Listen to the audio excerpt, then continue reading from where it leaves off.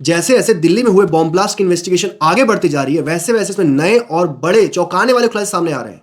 अभी अभी एक खुलासा सामने आया है जिसमें यह बताया जा रहा है कि दिल्ली ब्लास्ट में 1 नहीं, 2 नहीं, 3 नहीं, 10 नहीं, पूरे 32 कारों का इस्तेमाल किया जाना था, जिसमें से अभी तक सिर्फ 4 कारें पकड़ी गई हैं। एक इको स्पोर्ट्स, एक स्विफ्ट डिजायर, एक ब्रेजा और एक i20 जो कि इस ब्लास्ट में चला गया। इस 32 कारों से ये दिल्ली में 6 जगह पर अटैक करने वाले थे, वो भी 6 दिसंबर को। इन्होंने 6 दिसंबर के दिन को ही क्यों चुना? क्योंकि 6 दिसंबर को ही कार सेवकों ने, जो कार सेवक थे, उन्होंने बाबरी मस्जिद को डिमोलिश किया था। इसीलिए ये बदले की कार्रवाई, ये मुसलमान की तरफ से बदले की कार्रवाई दिखाने के लिए इस दिन को चुने थे, ताकि इंडिया में जैसे इस दिन में अटैक होगा तो पूरे इंडिया में एक हिंदुओं के बीच में ये सेंटिमेंट फैलेगा कि ये मुसलमानों के द्वारा किया गया अटैक है, यानी हिंदू मुस्लिम राइट पूरे इंडिया में फैल जाए।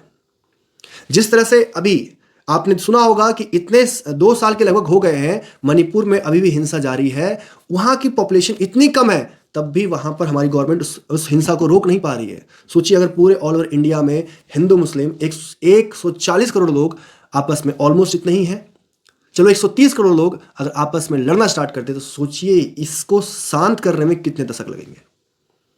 ये प्लानिंग इंडिया के खिलाफ हमारे पड़ोसी देश, हमसे हजारों किलोमीटर दूर बैठे तुर्की, ये सभी की इसमें साजिश है। सभी का इसमें कुछ ना कुछ स्टेक है। यहाँ की वेस्टर्न कंट्रीज का भी इसमें कुछ ना कुछ स्टेक हो सकता है।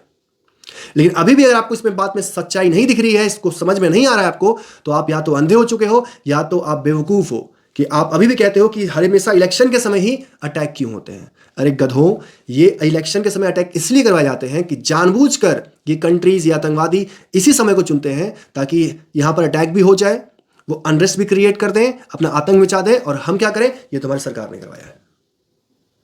और इंडिया कुछ रिटेलिएशन भी ना कर पाए, क्योंकि रिटेलिएशन करने के लिए ना पूरे वर्ल्ड में आपको एक मैसेज देना होता है कि हमारे यहाँ उसने अटैक किया है, तो इसके बदले के लिए हम ऑपरेशन कर रहे हैं, या हम इसी वजह से उसके उस कंट्री के साथ वॉर पे जा रहे हैं। लेकिन यहाँ तो हमारे कंट्री के ही लोग हमारी सरकार को ये कह रहे हैं कि इलेक्शन है इसीलिए अटैक हो रहा है। अरे मेरे भाई, जो नए नए जेनजी जो ये न्यूज़ कंटेंट बनाते हैं या देखते हैं, उनको मैं इतना ही बोलना चाहूँगा कि 2014 से पहले भी अटैक्स होते थे, उस समय भी देश में कहीं ना कहीं इलेक्शन चल रहा होता था, उस समय कोई ऐसा नहीं कहता था। सो प्लीज़ बात के सीरियसनेस को समझिए। एक कार नहीं था, 32 कार था। इससे क्या हो सकता था आप इमेजिन नहीं कर सकते हैं। और अभी भी 28 कारें पकड़ी नहीं गई हैं।